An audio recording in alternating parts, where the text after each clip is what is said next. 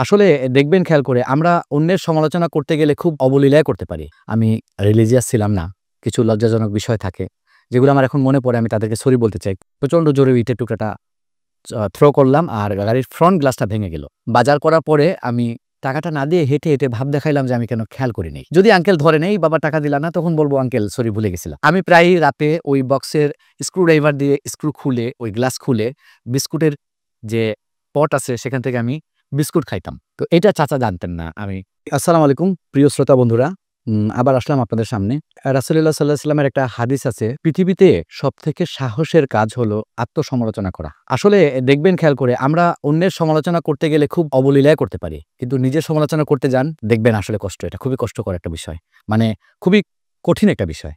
আত্মসমালোচনা করা। তো আমি আসলে এটা ফিল করি, কিছু মানুষ আছে, কিছু চরিত্র আছে যাদেরকে আমার জীবন চলার পথে তাদের সাথে আমার দেখা হয়। কিন্তু যখন আমার বুঝ হয়, আসলে ধর্মীয় অনুভূতিটা আমার ভিতরে জাগ্রত হয় ২০০১-২ সালের দিকে। এর আগ পর্যন্ত অতটা আমি রিলিজিয়াস ছিলাম না, বলতে বাধা নেই। ওই সময় ছোটবেলা থেকে শুরু করে কিছু ভুল, আমার কিছু লজ্জাজনক বিষয় থাকে, যেগুলো আমার এখন মনে পড়ে আমি তাদেরকে সরি বলতে চাই। কিছু মানুষকে সরি বলছিও আমি জীবনে। কাউকে বলা হয় নাই। আজকে আমি সেই অনুভূতিটা আপনাদের সাথে শেয়ার করতে চাই আমার আত্মসমালোচনা দিয়ে। একটা ঘটনা মনে আছে আমার, তখন ২০০১ সালের দিকে, ১ বা ২ এরকম হবে। আমি তখন ইঞ্জিনিয়ারিং এর ছাত্র, ডিপ্লোমা ইঞ্জিনিয়ারিং এর ছাত্র।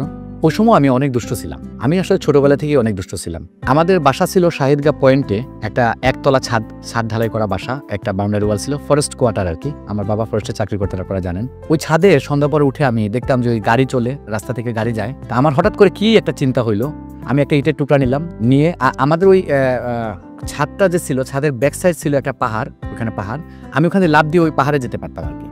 ওই যে ছোটবেলা থেকে ম্যাগাজিন দেখতাম, পুলিশ অফিসার হতে চাইতাম, তা আমি একটু চঞ্চল ছিলাম আর কি।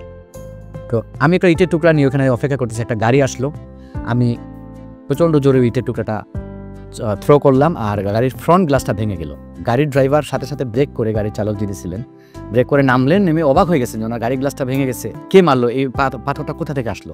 আর আমি দৌড় দিয়ে ওই যে অ্যাজ ইউজুয়াল ওই পাহাড়ে লাফ দিয়ে পড়লাম। পরে মানে আমি একটা অ্যাডভেঞ্চার নিলাম আর কি, মজা নিলাম যে একজন মানুষের ক্ষতি করে ফেলছি, কিন্তু সে আমাকে ধরতে পারলো না, দেখতেও পারলো না।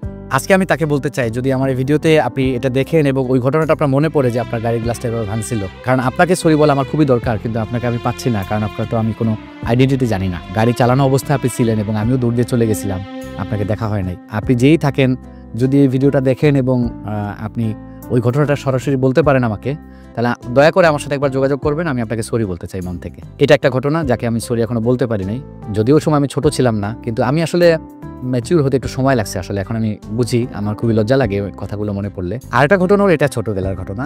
তখন কি আমি 4-5-এ পড়ি। আমার মা আমার পকেটে, তখন আমরা আলুতল থাকতাম, চিনবেন আলুতল, বাগমারা, এখন বর্তমান ইকো পার্ক, টিলাগড়ের ওইদিকে একবার ভিতর দিকে, বালুচরের ওইদিকে ভিতর দিকে, গহীন জঙ্গলের মধ্যে বাবা ফরেস্টে চাকরি করতেন।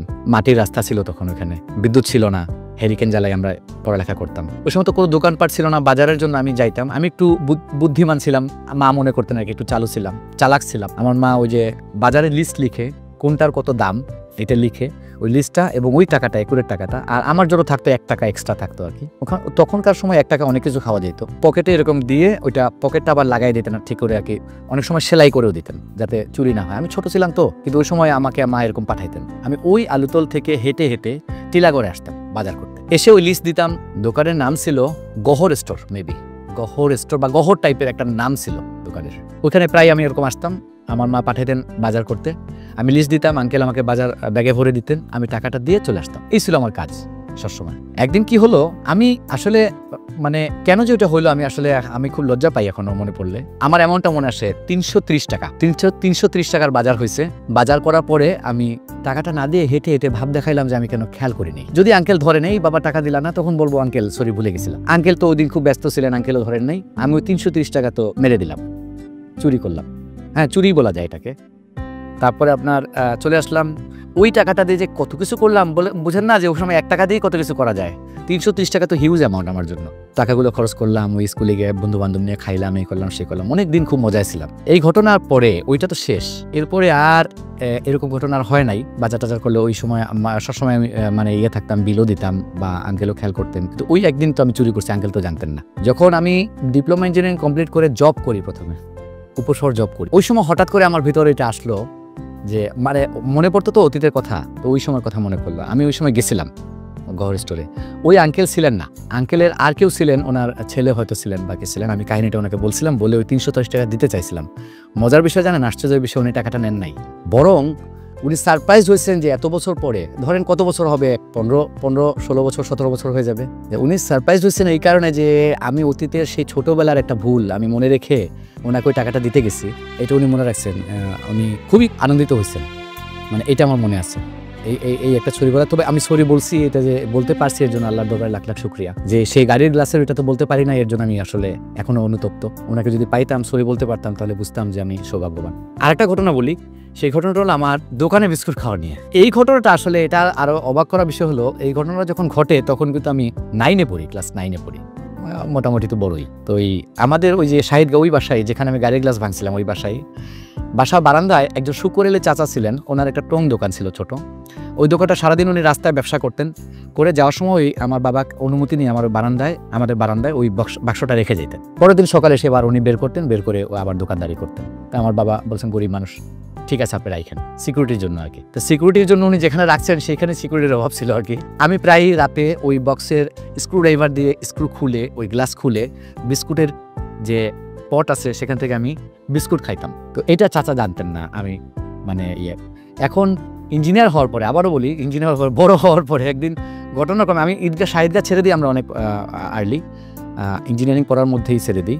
এরপরে আর ওই বাসায় আর থাকা হয় না আমাদের। বাবা প্রমোশন হয়ে কক্সবাজার ট্রান্সফার হয়ে যান, যার কারণে আমাদের ওই সরকারি কোয়ার্টারটা ছাড়তে হয়। এরপরে ভাড়া বাসায় ছিলাম, কিন্তু ওখানে আর যাওয়া হতো না খুব একটা, শাহিদগাতেই ছিলাম।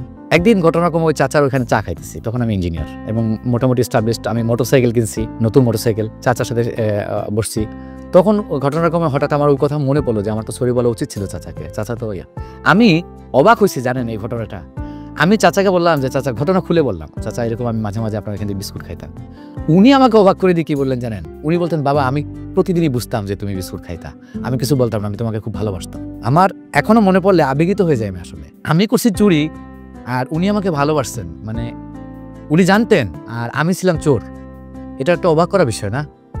আমি ওনাকে টাকা দিতে চাইলাম, হেল্প করতে চাইলাম ওনার দোকানে, যে আপনার যদি কিছু লাগে বলেন। উনি নিলেন না, কোনো হেল্প নিলেন না। তো চাচাকে ধন্যবাদ, এখনো চাচা জীবিত আছেন। উনি এখন দোকানদারি কোনো দোকান আরও বড় হয়েছে, আপনারা চিনবেন।